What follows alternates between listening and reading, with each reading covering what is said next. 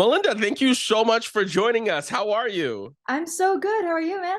I am great. I am great. Tell me all the things. How are you feeling? What's going through Uh, your mind? What's happening? what's happening? I am getting ready to go on a full US tour, which is the biggest tour I've ever done, and so I'm very much in prep mode for that right now. Hmm. Um, I also have a visual album that I released in theaters last in April, excuse me.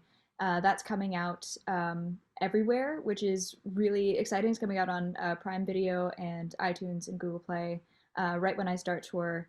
And so there's a lot going on, and I'm trying to like stay grounded and focused and make sure I'm like performance ready and ready to see everybody. So Let me tell you super pumped. something. Melinda is booked and busy, y'all. Booked and busy. She's booked and blessed. She's booked and blessed. All right, let's talk about this tour. Apparently, it kicks off September 6th in Boston. That's right. How are we feeling? Because I would have so much anxiety right now. There's that. Yeah. I mean, I've had to acknowledge like, okay, Melinda, let's do like one new scary element at a time. Like one new scary thing, and maybe don't try to do five new scary things. So I'm trying to have that balance of like, how do I push myself as an artist, while also like taking several seats and knowing what I have the capacity to do. And trusting that. I thankfully I have a lot of performance experience, and I feel very, very ready for something like this. I think I would be a lot more nervous if I hadn't performed live much, but I thankfully I'm happy that I've done everything that I've done to lead up to this moment, and so I'm really excited at this Are point. you one of those people? My grandmother says this to me all the time. Are you one of those people that just cannot sit still? Uh, yeah. Yes. I think to be honest though, in the last like maybe just year, I have genuinely enjoyed being able to monotask, like just do one thing at a time, maybe. Don't try to do seven, just do one. Hmm. And Hmm. and so I feel like I am becoming more deliberate with my lack of ability to sit still. But I am someone who will be like, this sounds like a crazy idea. That means I should do it. And so yeah, that's probably my version of not being able to sit still is thinking like, oh, I have this idea for a 52-minute movie that's also a visual album. I am gonna do that now, even though I have no experience producing something of that scale. Like that's very my mentality is just going for it and being a little bit scrappy about it, and trying to always like better myself to be able to handle the very high goals that I set for myself. So acting on impulse. Yeah, a little bit. Im- im- Impulse, but like very well informed impulse. Sure, sure. Like However you want to spin it. we'll call it inspiration rather Yeah, than you know what? impulse. That's it. Absolute, absolute. But you know what it is? I feel like if you are in this business and you do what you're doing, it's not necessarily impulse. And I have to tell people this all the time. It's that drive that you have, that you Totally. always are chasing that big thing. You know what I'm saying? That Yeah. next big thing so it can pop off and pop off for you. Yeah, I definitely feel that way. I think I have gone through so many different phases in my career where the next big thing has kind of just sort of presented itself to me, and I've run with it and deeply enjoyed it. And then when I feel like that thing has run its course, I kind of sit back and I wait for the next big idea to come to me, and but that process of being in transition and kind of waiting and listening to like what's going on within yourself and also just in society at large, like it does take that time of like listening, and not just like running and grabbing, I think. So I'm trying to be very conscientious uh, of taking that time. That's interesting because you know what's interesting? How did you come up with the whole concept of this visual album, right? Yeah. And taking that on. Um, I think the visual album came out of the fact that I have always loved making films. Like I started making films when I was 13, and so I've always seen music as being very visual, and create. I wanted to create some interesting music videos for the album, and I sat down with my collaborator Hannah Tobias, and we just started brainstorming.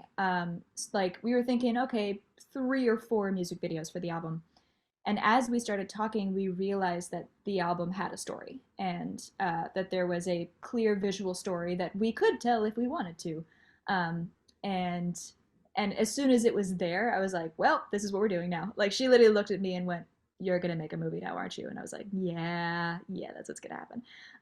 So it really came out of the album actually already being written. So it wasn't like the intention was not to make a visual album.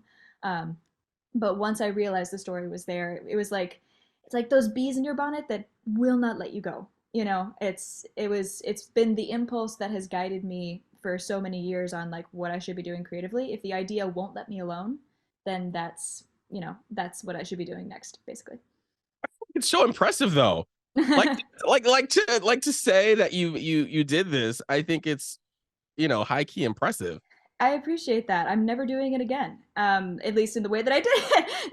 It was very no, I'm half joking. I probably will, but uh I think I took on so much, and it was so deeply personal, and the process of producing something like that it's a monumental feat, especially when you're doing it on a relatively low budget. And I had like maybe 2 tons of equipment stacked into this little apartment at one point, like moving all that in and out, and shooting like 2 music videos a day. Like the schedule was so tight. um, it was a very very intense process, but a very like joyful one at the end of the day. And editing it was so special. Like I love editing, and Mhm. I spent like 10 days editing this project, and I was completely alone in the apartment after having been with people, so much creating it, and I like heard my thoughts again. It was so beautiful. So even though the process is like very intense and takes a lot of work, like for me, there are aspects of it that are very deeply fulfilling, and there were new aspects, that were less fulfilling. And I was like, oh, this is really hard, and I have a lot of respect for producers now. But there were a lot of elements that I was just reminded of, like why I love making this stuff. And so those are the kinds of things that I think will drive me to create additional projects in the future. You know what's interesting when you said you heard your thoughts again? Yeah, I thought that was cool. yeah, yeah. Art can do that, man. Like it can uh, it can have impacts on you that you don't even understand. And like there are certain songs that I wrote in the moment, and then I've looked back on several years ago, and I'm like, oh, that I was trying to tell myself something there, and I was listening enough to write the song but wasn't listening enough to like act accordingly in my life. Mhm. um and and with this project, like I was pretty chaotic and like lost in myself at the time. And editing the project, I feel like I found a lot of myself again. And I think it's, yeah, there's some art imitating life. There's some like art trying to influence your life, and vice versa. Like, I see the things I create as being their own entities in a way that can influence me, and tell me things about not just what I think I feel, but what I actually feel, you know, and and being able to like come back to that through re-engaging with the art in a different way, whether that's through editing or creating content or anything like that. I think is really Well, is you know really what's special. interesting is that like you and I can see or hear the same thing, or maybe see the same painting, and have two different Yeah. like, I guess not perceptions, but two different takeaways from the whole entire piece. That's why I love art, because your takeaway will be so much different than mine, and mine will be so much different than yours.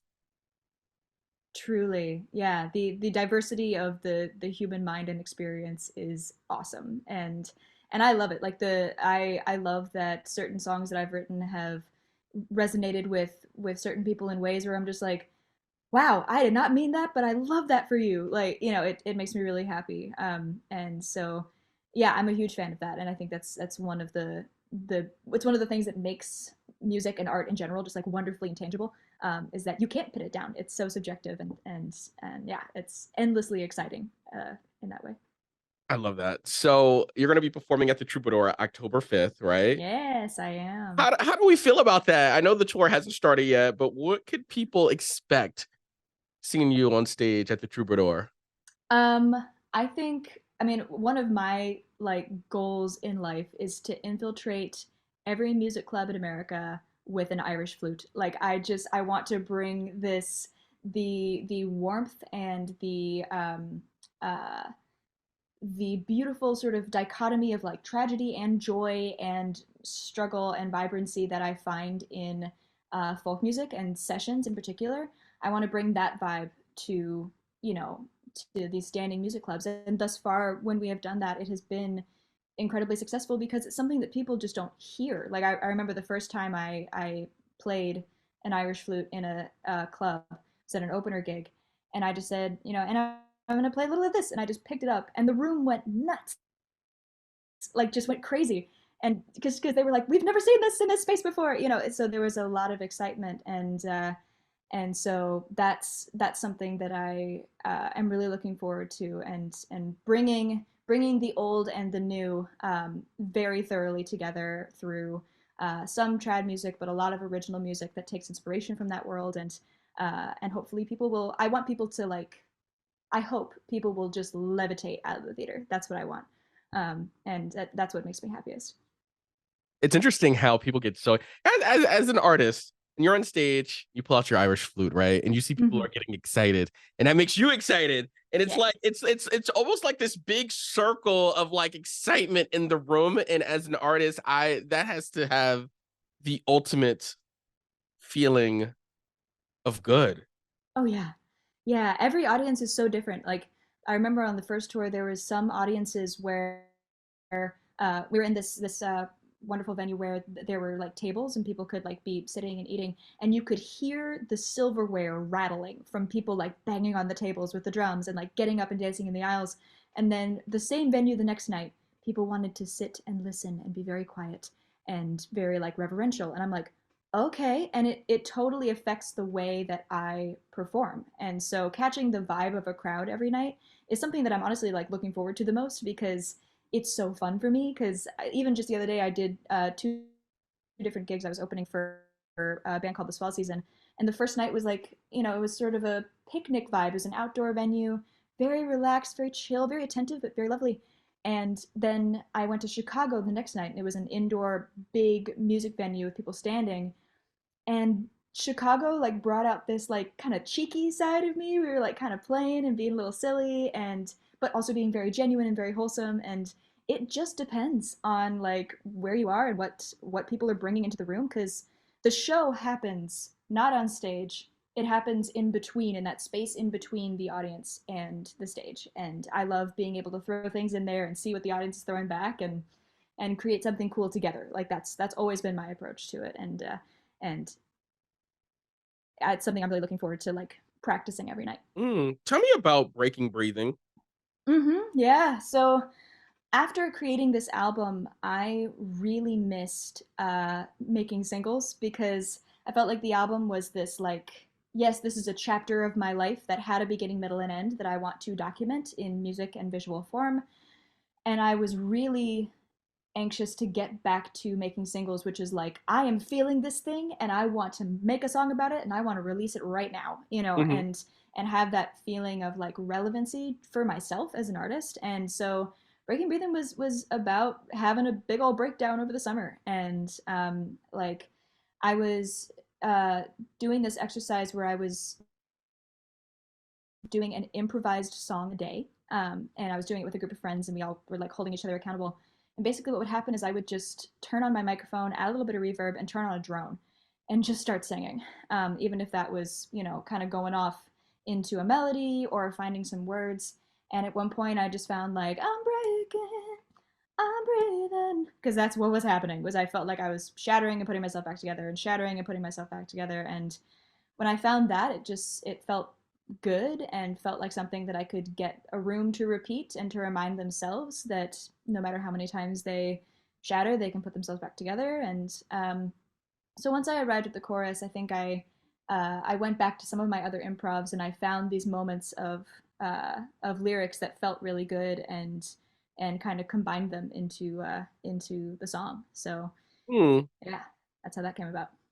What are you working on next besides the tour, the film? What else do you got going on? Got some new music coming from a very similar sort of improvisatory place. So I'm hoping to have a couple new singles, maybe a new EP.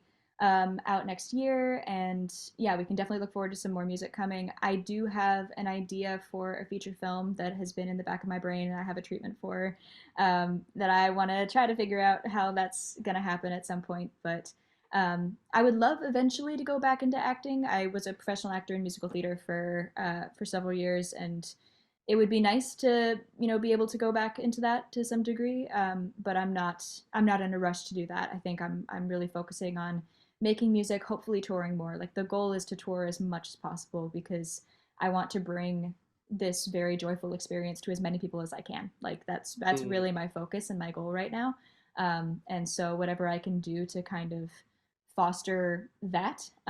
But me being me, of course, I have other creative ideas of other projects, kind of sitting in the back burner. So we'll see. I was about to say, I'm sure that there are so many ideas in that head running around right now that you can't Yeah. wait to get out. Yeah. Melinda, it was a pleasure. Thank you so much for jumping on and chatting with us. Of course, this was an absolute delight. It was lovely to meet you, man. You are a delight. Take Thank care. you. Take care. Bye.